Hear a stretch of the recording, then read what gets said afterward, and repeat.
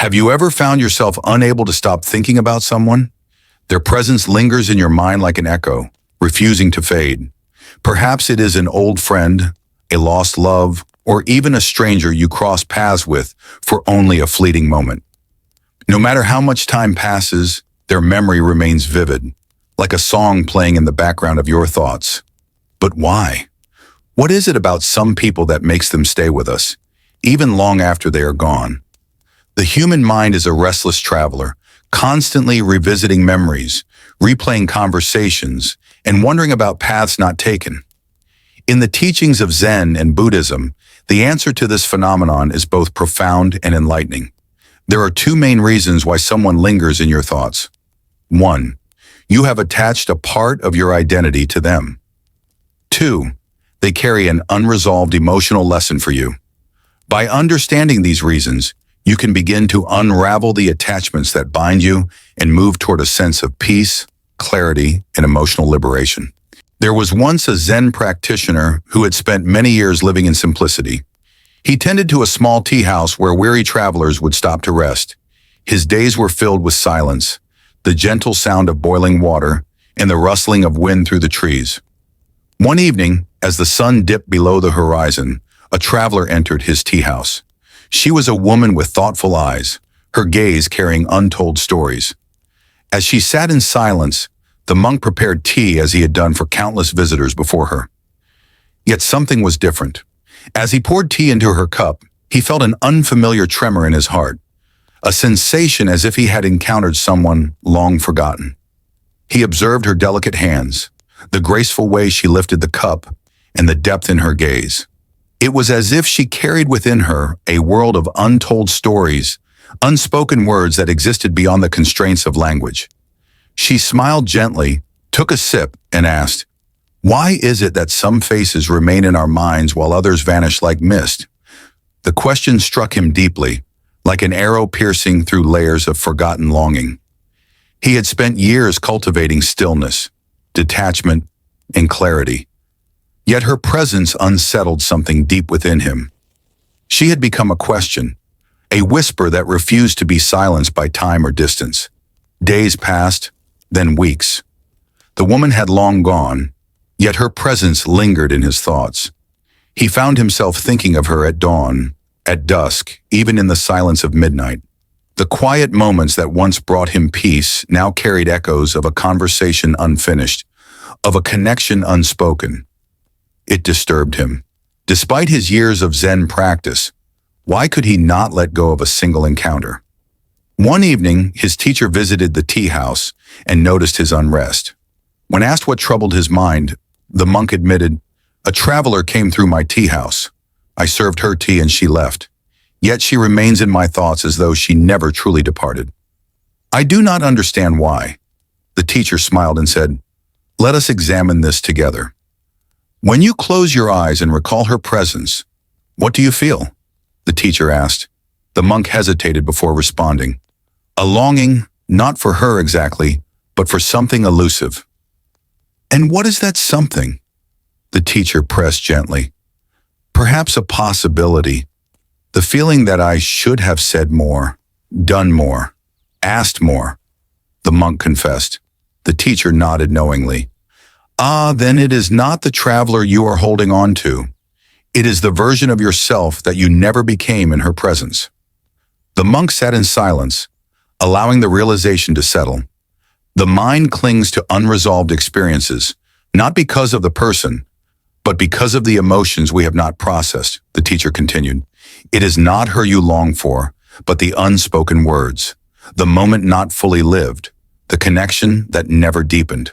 We create stories of what could have been, and in doing so, we bind ourselves to illusions. The monk looked down at the teacup in his hand, swirling the remaining liquid thoughtfully. "So how does one let go?" he asked. The teacher gestured toward the garden outside. "Look at the wind. It carries leaves from one place to another, never asking where they should land. When you hold on to someone in your mind, it is because they have stirred something within you that remains unsettled. Instead of resisting the thought, examine it. Ask yourself, what is it that I truly seek?" The monk closed his eyes and reflected deeply. He realized that her presence had awakened a question he had long ignored. What is missing in me that I seek in another? The teacher nodded. That is the lesson. The traveler was a mirror, reflecting back to you your own incompleteness. You have spent years practicing Zen, believing yourself to be free from attachments. Yet a single encounter has revealed the truth.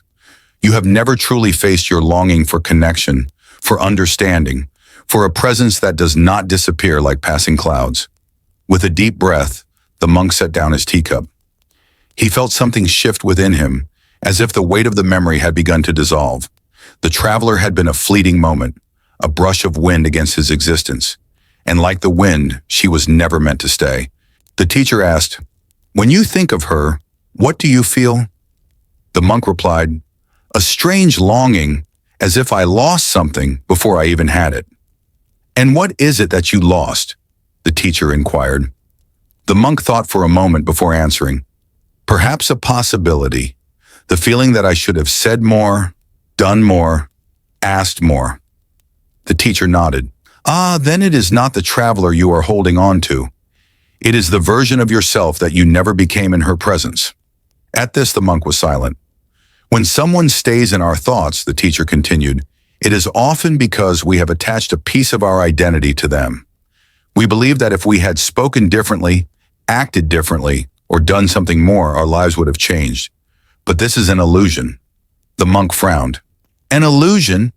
The teacher lifted the teapot and poured the last few drops into a cup. "Look at this tea. It is gone. Can you still drink it?" The monk shook his head. "Yet if you regret not savoring the last sip, your mind will continue to taste it, even though it no longer exists." The monk slowly began to understand. He was not attached to the traveler. He was attached to the unspoken words, the unsaid thoughts, and the imagined possibilities that never came to be. And so she remained in his mind, not as herself, but as the ghost of his own unrealized self. The teacher continued, "The weight of regret is often heavier than the loss itself. We hold on to things that never were, mistaking them for what could have been. But the mind plays tricks on us. It convinces us that these alternate realities were real. The truth is, they only exist because we give them power." The monk lowered his gaze, pondering the vastness of what was left unsaid, the silent conversations that existed only within him. "Then how does one let go of these ghosts?" The teacher gestured toward the setting sun. "The same way you let go of daylight. You do not force it away. You acknowledge its presence, you witness its passing, and you allow it to fade naturally. You cannot rush the process, but you can understand it." The monk absorbed these words like the soil drinks the rain. He realized that to move forward, he had to accept that the past, like the tea that had already been poured and consumed, could no longer be altered. His longing was not for the traveler, but for the pieces of himself that he believed were lost with her departure. Silence filled the tea house, but it was no longer heavy. It was light, flowing, like the wind moving through bamboo, never resisting, never clinging. The teacher continued, "We build attachments to people because they reflect something within us that remains incomplete. But completion is not found in them. It is found in facing ourselves, in recognizing that we are whole even without the imagined past we mourn." The monk inhaled deeply, feeling the cool air fill his lungs, cleansing the echoes of his mind. "Then the lesson is not about forgetting, but about understanding." The teacher nodded. "Yes, for understanding dissolves longing, and when longing dissolves, freedom begins." That night, as the monk sat in the stillness of his tea house, he no longer felt the weight of an unfinished story pressing on his soul. The traveler's presence, once an ache, was now a memory, a moment, a lesson, a passing breeze that had stirred the surface of his mind, but could no longer disturb its depths. The teacher then asked, "What lesson does she bring you?" The monk hesitated. "A lesson." The teacher gestured toward the garden outside. "Look at the wind. It carries leaves from one place to another, never asking where they should land. When you hold on to someone in your mind, it is because they have stirred something within you that remains unsettled." "What is unsettled in you?" The monk reflected deeply. He realized that her presence had awakened a question he had long ignored. What is missing in me that I seek in another? The teacher nodded. That is the lesson. The traveler was a mirror, reflecting back to you your own incompleteness. You have spent years practicing Zen, believing yourself to be free from attachments. Yet a single encounter has revealed the truth. You have never truly faced your longing for connection, for understanding, for a presence that does not disappear like passing clouds. The monk sat in silence, absorbing the realization. He had believed himself to be detached, yet this fleeting encounter had revealed the depth of his yearning. Was it not strange, he thought, how a mere moment could illuminate such profound truths? The teacher continued, the people who stay in our minds the longest are the ones who reveal the gaps in our understanding. They are the teachers we never expected but desperately needed. They come into our lives like whispers, like shadows, but they leave imprints that last beyond their presence. Their purpose is not to stay, but to awaken something within us. And once that lesson is learned, they no longer linger. The monk breathed deeply, feeling the weight of this insight settle in his heart. He had not lost the traveler, nor had he lost a part of himself. Instead, he had gained something invaluable, a clearer vision of who he was, of what he longed for, and of what he needed to embrace within himself. The teacher poured another cup of tea and placed it in front of the monk. To hold on is to suffer. To let go with understanding is to be free. The river does not grieve the leaves it carries away. It simply continues to flow. The monk looked at the tea, watching as the steam rose and dissolved into the air. He realized that clinging to memories, to people, to emotions was like trying to grasp the mist. The tighter one held on, the less one truly possessed. He picked up the cup, feeling the warmth between his palms. So, the lesson is not to resist, but to see, to understand, and to release. The teacher nodded, smiling. Yes, the mind does not need to force forgetting. It only needs to understand. And in understanding, letting go happens naturally. That night, as the monk sat beneath the vast sky, he felt lighter. The memory of the traveler still existed, but it no longer pulled at him. It was a lesson, a gentle echo that had taught him something deeper about himself. And as he breathed in the cool night air, he felt a quiet peace settle over him. A peace that came not from erasing the past, but from accepting it. The teacher poured a fresh cup of tea and placed it before his disciple. When you accept that you did not lose anything, and when you learn the lesson they have brought you, the mind will release them. The monk picked up the cup, closed his eyes, and breathed deeply. For the first time in weeks, he felt something shift inside him. The traveler was still in his memory, but she was no longer a burden. She was a lesson, a moment, a drop of tea that had already been drunk. The teacher watched as the monk contemplated his words. Letting go is not an act of erasure, but an act of liberation, he said. Memories do not vanish, nor should they. They become the stepping stones of wisdom, teaching us the nature of impermanence. The monk nodded. So we do not let go by force, but by understanding. Exactly, the teacher affirmed. When you grasp a handful of sand too tightly, it slips through your fingers. But if you hold it with an open palm, it remains. So too with the mind. If you try to force thoughts away, they return stronger. But if you allow them to pass, they lose their power over you. The monk took a sip of tea and let its warmth spread through him.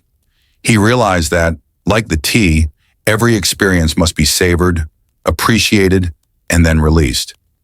Clinging to the past was like holding onto an empty cup, expecting it to refill itself. The teacher gestured toward the horizon. Look at the sky at dusk. The sun does not resist setting. It bows gracefully, knowing it will rise again in a new form. So too must we bow to the experiences of our past, allowing them to set so that a new dawn can emerge. The monk watched the sun dip below the mountains, its golden hues melting into the sky. And what of the pain that lingers? He asked softly. Pain is not the enemy, the teacher replied. It is the messenger. It speaks of attachment, of the places where we still seek control. Instead of fighting it, listen. Ask what it is trying to teach you. Once its lesson is learned, pain too will dissolve. The monk closed his eyes again, this time not to escape his thoughts, but to welcome them. He allowed them to rise and fall like the ocean tides, memories of the traveler, of their conversation, of the questions she had stirred in him. But now they felt lighter, like whispers instead of burdens. The teacher smiled. Letting go does not mean forgetting. It means you free yourself from the weight of carrying something that no longer serves you. It means embracing the present with an open heart, rather than looking back with regret. The monk exhaled, feeling his chest lighten. So the key is not resisting, not fighting, but simply allowing things to flow? Yes, the teacher affirmed. The mind is like a river. It does not stop for every leaf that falls into it. It acknowledges, it carries, and it moves forward. That is the way of Zen. And just like that, the thought of her loosened its grip. The mind, once clouded with restless echoes, returned to its natural state, still vast and free. Imagine your mind as a flowing river. When someone enters your life, they are like a stone thrown into the water.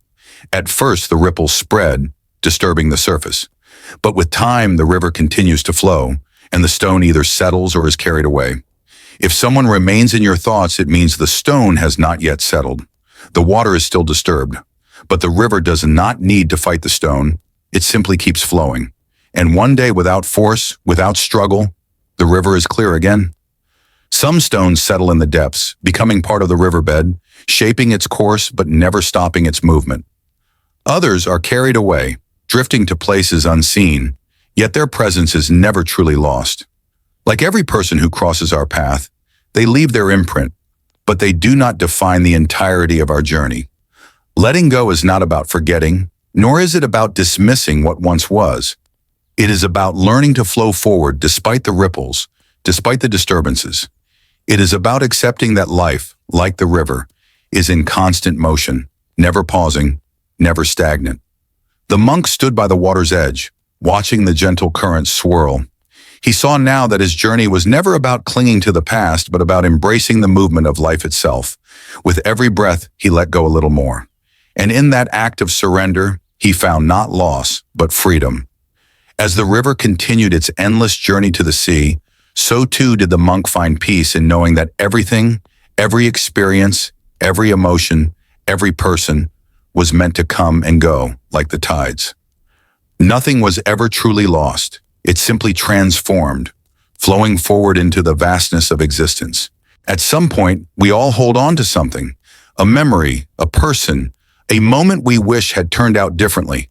We replay it in our minds, wondering if we could have done more, said more, been more. But the truth is, we did exactly what we were meant to do in that moment, and that moment has passed. When we understand why someone lingers in our thoughts, we gain the power to let them go. Not with resentment, but with gratitude. We acknowledge the lesson they brought us, we cherish the impact they had, and then, like the river, we keep moving forward. This is the wisdom of Zen, and this is the path to true freedom, the path where one no longer walks bound by regret, but strides forward with an open heart, ready for whatever life offers next.